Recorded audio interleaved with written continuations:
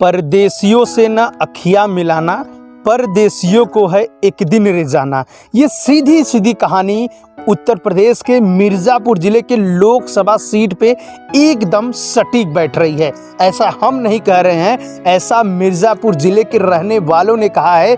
उनके ऊपर 40 सालों से बाहरियों ने कब्जा कर लिया है और कब्जा ऐसे किया है कि वह कहानी अब जब आगे जाएगी तो बात कुछ और बढ़ेगी। नमस्कार दोस्तों, मैं राजकुमार सरोज एक बार फिर आप सभी का स्वागत है हमारे इस YouTube मंच पे। दोस्तों, उत्तर प्रदेश की मिर्ज़ापुर जिले की ऐसी लोकसभा सीट हो गई है जो 40 सालों से मिर्ज़ापुर जिले के रहने वाले कोई भी सांसद नहीं बन पाया है। अब आप यह सोचकर परेशान होंगे कि आखिर उसी लोकसभा सीट से केंद्रीय मंत्री बन के बैठी अनुप्रिया पटेल भी शायद वहीं की है। नहीं, वह अनुप्रिया पटेल बांदा जिले की रहने वाली हैं। तो कहानी जो आई थी, परदेसियों से न अखियाँ मिलाना, परदेसियों को है एक दिन रे जाना। तो अगर 40 सालों से परदेसियों से मिर्ज़ापुर जिले की जनता आंख न मिलाती तो शायद ऐसे विकास खंडों में बिजली, पानी, सड़क की व्यवस्था हो गई होती।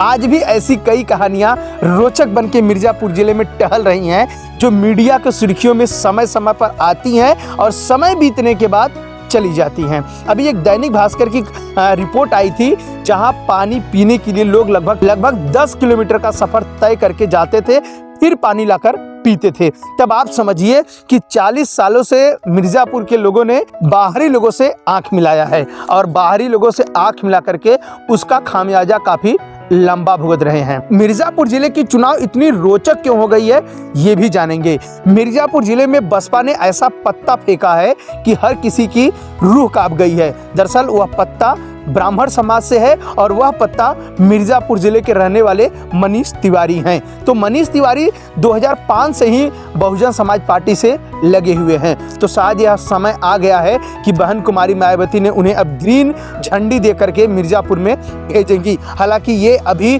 कोई बसपा के आधिकारिक ट्वीट या आधिकारिक जानकारी नहीं है, लेकिन सोशल मीडिया के सुर्खियों से ऐसा लग रहा है कि बसपा उनके ऊपर जो है कि आस जताएगी इस चुनाव में। समाजवादी पार्टी ने जिस राजेश एस बिंद के ऊपर भरोसा जताया है, शायद यह राजेश एस बिंद हैं तो भदोही जिले के रहने वाले, लेकिन चुनाव मिर्ज़ापुर जिले में लड़ रहे हैं। हाँ, हम ये भी आपको याद दिलाना चाहेंगे कि वहाँ ओबीसी की 5 लाख वोट है, लेकिन जरूरी नहीं है कि राजेश एस बिंद या इंडिया अलायंस से उतारे गए जो भी प्रत्याशी होंगे उनके ऊपर जो कि अनुप्रिया पटेल का झटका लगेगा। लेकिन सूत्र और क्षेत्रीय पत्रकारों से बातचीत में ये पता चला है कि मनीष तिवारी इस बार कुछ सुर्खियों में है। मामला ये है कि मनीष तिवारी लगातार जनता की समस्याओं से रूबरू हो रहे हैं और गांव गिराव तक पहुंच करके लोगों की अपनी बात रख रहे हैं, लोगों की समस्या को भी समझ रहे हैं।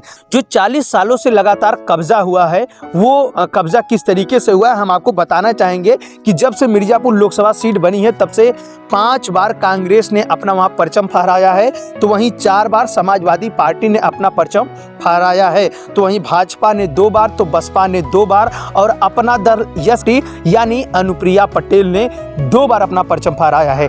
बताते हैं कि अनुप्रिया पटेल की मां कृष्णा पटेल इस बार चुनाव में आ सकती हैं। ऐसा बताया जाता है कि अनुप्रिया पटेल प्रयागराज जिले के फूलपुर विधानसभा सीट से चुनाव लड़ सकती हैं, लेकिन ये अभी कोई आधिकारिक पुष्टि नहीं है, लोग ऐसा कह रहे हैं। तो क्या सोनेलाल की पार्टी यहां से चुनाव लड़ने से भाग रही है या यहां की जनता ने उन्हें बैकफुट पर भेजने का प्रयास शुरू कर दिया है, या हो सकता है उन्हें अनुभव हो गया है कि यहां की जनता इस बार क्लीन बोल्ड करने की पूरी मूड में आ गई है। क्योंकि ऐसी मुद्दे अगर भारत के आज़ादी के बाद बिजली, सड़क, पानी से अछूता रह गया हो, चाहे जिसकी भी सरकार चलती हो, शायद शर्म हया को धो करके वो पी चुके हैं।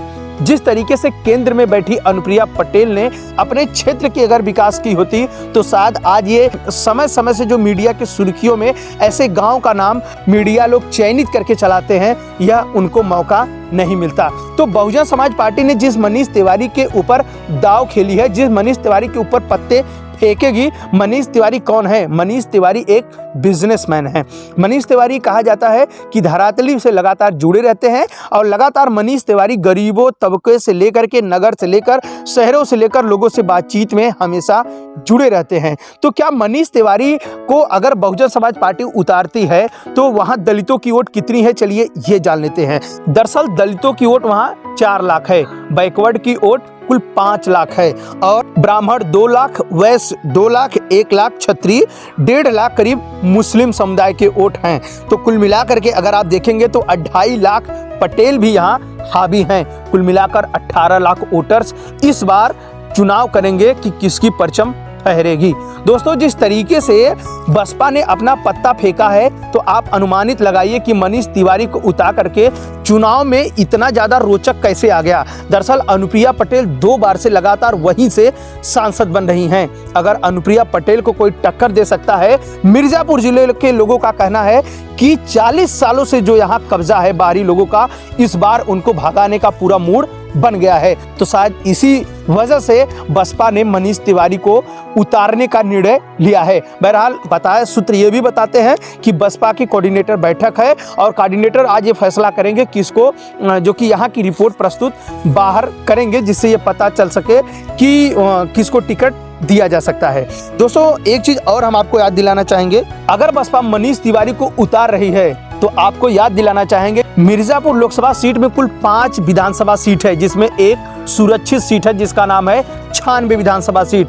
लेकिन फिर भी वहां 5 पर भारतीय जनता पार्टी का कब्जा है। तो क्या भारतीय जनता पार्टी से टक्कर लेने के लिए बहुजन समाज पार्टी तैयार है? क्या भारतीय जनता पार्टी के वहां के नेता चाहेंगे कि बहुजन समाज पार्टी का यहां एक बार खाता खुल सके?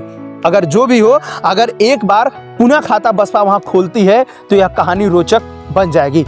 बहरहाल दोस्तों, जिस तरीके से भाजपा का वहां कब्जा है 5 विधानसभा सीटों पर, क्या भाजपा चाहेगी लोकसभा सीट किसी अन्य के खाते में जाए? क्या अनुप्रिया पटेल अपनी मां कृष्णा पटेल को वहां से मैदानी उतार सकती हैं? क्या समाजवादी पार्टी राजेश बिंद को जो उतारी है वह उसका फैसला कितना सही है? बहरहाल इन सारे प्रश्नों का जवाब आप देने के लिए आप नीचे कमेंट बॉक्स में आइए, सादर पूर्वक अपने जवाब को कमेंट करके हमें बताएं। यह वीडियो कैसा लगा ये भी बताइएगा और वहाँ बिजली, पानी, सड़क की जो समस्या है इसको लेकर अगर आप रिपोर्ट देखना चाहते हैं, ग्राउंड रिपोर्ट, तो आप भी हमें कमेंट कर सकते हैं। हम वहाँ की जरूर आपको ग्राउंड रिपोर्ट खबर दिखाएंगे। वीडियो अच्छी लगी तो चैनल को सब्सक्राइब करें, वहाँ खबरों को ज़्यादा से ज़्यादा शेयर करें। अब दीजिए राजकुमार सरोज को इजाज़त। नमस्कार।